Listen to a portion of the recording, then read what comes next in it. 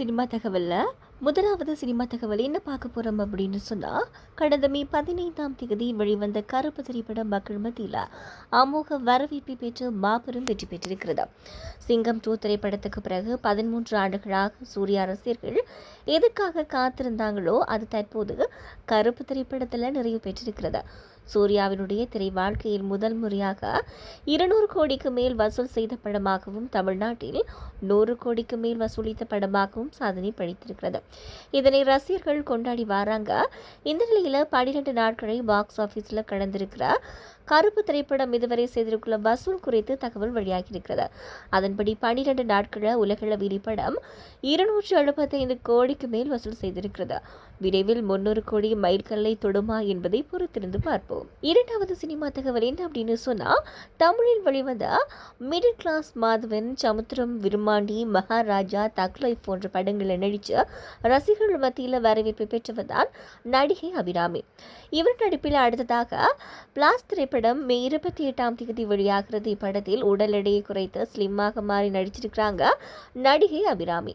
இது பலருடைய கவனத்தை ஈர்த்திருக்கிறது. இந்த நிலையில் அவருடைய இன்ஸ்டாகிராம் பக்கத்தில் உடல் எடை குறைத்தது குறித்து நெகட்டிவ் கமெண்ட் வந்திருக்கிறது. இதற்கு பதில் கொடுத்த நடிகை அபிராமி, நான் என்ன செய்தாலும் நெகட்டிவ் வரத்தான் செய்யும், எல்லா நேரமும் எல்லோரையும் திருப்திப்படுத்த முடியாது அப்படின்னு சொல்லியிருக்கிறாங்க. நடிகை அபிராமியை பொறுத்தவரை இளம் வயதில் நாம் நம் உடலை கவனித்துக் கொண்டால் வயதான பின் நம் உடலை நம்மை கவனித்துக் கொள்ளும். பணம், பொருள் என எதை வேண்டுமானாலும் ஒருவர் வைத்திருக்கலாம், ஆனால் ஆரோக்கியத்தை வாங்க முடியாது என்பதே அவரின் நிலைப்பாடாக இருக்கிறது. 40 வயதை கடக்கும் போது பெண்களுக்கு உடலில் கால்சியம் இழப்பு ஏற்படும். அப்போது தசை வலிமையின் தேவை அதிகமாகும். இந்த வயதில்தான் மெனோபாஸ்க்கு முந்தைய காலகட்டமும் வரும். தொடர்ந்து மெனோபாஸுக்கு பிந்தைய நிலையெல்லாம் வரிசையாக வரும். இதனால் உடலில் பல்வேறு ஹார்மோன் மாற்றங்களும் ஏற்படக்கூடும். இதையெல்லாம் ஆரோக்கியமாக எதிர்கொள்வதற்கு 35 வயதை கடந்த பிறகு பெண்கள் அனைவரும் தங்களுடைய நலனில் மிக அதிகம் கவனம் செலுத்த வேண்டும் அப்படின்னு சொல்லி அறிவுரை கொடுத்திருக்கிறாங்க நடிகை அபிராமி. மூன்றாவது சினிமா தகவல் என்ன அப்படின்னு சொன்னா, அஜித்தின் வீரம் படத்தில் அவருடைய 4 தம்பிகள் ஒருவராக நடித்தவர் தான் பாலா. இயக்குனர் சிறுத்தை சிவாவின் தம்பிதான் அவர் என்பதும் குறிப்பிடத்தக்கது. பாலாவுக்கு 2010இல் அம்ரிதா என்ற பாடகியுடன் திருமணம் நடந்தது. அவர்கள் 2019 விவாகரத்து பெற்று பிரிந்து விட்டாங்க. அவங்களுக்கு ஒரு மகளும் இருக்கிறாங்க. தற்போது கோகிலா என்பவரை திருமணம் செய்து கொண்டு பாலா வாழ்ந்து வராங்க. இந்த நிலையில் தான் முதல் மனைவியால் அவருக்கு பிரச்சனை வந்திருக்கிறது. முதல் மனைவி தற்போது மீண்டும் படம் கேட்டு தொந்தரவு செய்வதாக பாலா தற்போது கூறியிருக்கிறாங்க. தன்னிடமிருந்த 10 லட்சம் ரூபாவை மகள் பெயரில் எப்படி போட்டுவிட்டேன் அப்படின்னு சொல்லியும் தற்போது முன்னாள் மனைவி 120 கோடி ரூபாய் கேட்பதாகவும் கூறியிருக்கிறாங்க. எல்லா பிரச்சனைகளையும் நான் உள்ளே வைத்திருக்கிறேன். இனி யாராவது பேசினால் நான் எல்லா உண்மைகளையும் பிரஸ் மீட் வைத்து சொல்லிவிடுவேன். உண்மை வெளிவரக்கூடாது என்றால் என்னையும் என் மனைவியையும் விஷம் வைத்து கொன்று விடுங்கள் அப்படின்னு சொல்லி கண்ணீரோட பாலா கூறியிருக்கிறாங்க. டாப் சினிமா தகவல்ல 4வது சினிமா தகவலா என்ன பார்க்க போறோம் அப்படின்னு சொன்னா, தொடர்ந்து ஹிட் படங்களாக கொடுத்து வந்த பிரதீப் ரங்கநாதனுக்கு சமீபத்தில் ரிலீஸ் ஆன லிக் படம் தோல்வி அடைந்ததால கெரியரில் ஒரு சறுக்கலை முதல் முறையாக சந்திருக்கிறார். அவருடைய முந்தைய படங்கள் எல்லாமே 100 கோடிக்கு மேல் வசூலித்த நிலையில் லிக் படம் வரும் 70 கோடி வரை மட்டுமே வசூலித்திருப்பது குறிப்பிடத்தக்கது. அடுத்து பிரதீப் ரங்கநாதன் ஏஜிஎஸ் நிறுவனத்தின் தயாரிப்பில் ஒரு படத்தை இயக்கி நடித்து வருகிறார். லிக் பிளாப் ஆன நிலையில் அந்த புது படத்தை பார்த்து எடுத்து வருகின்றாராம் அவர். இந்த நிலையில் தற்போது பிரதீப் ரங்கநாதன் தயாரிப்பாளராக களமிறங்கி இருக்கிறார். அவர் சைலண்டாக ஒரு நிறுவனத்தை தொடங்கி அதன் மூலமாக ஒரு படத்தையும் தயாரிக்க தொடங்கியிருக்கிறாராம்.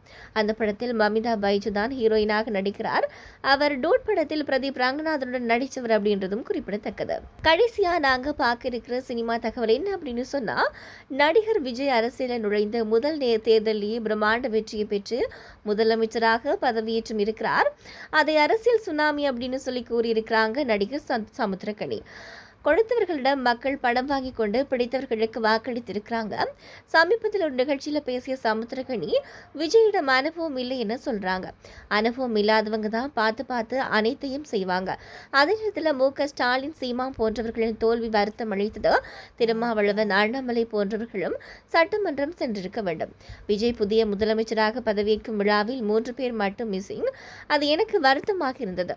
உங்களை வீழ்த்த நினைத்தவர்கள் வீடு தேடி சென்று கைகுலிக்கும் பண்பாளர் நீங்கள். அந்த 3 பேரை விட்டுவிட மாட்டீர்கள் என்கிற நம்பிக்கை இன்னும் எனக்கு இருக்கிறது அப்படின்னு சொல்லி சமுத்திரக்கனி பேசியிருக்கிறாங்க.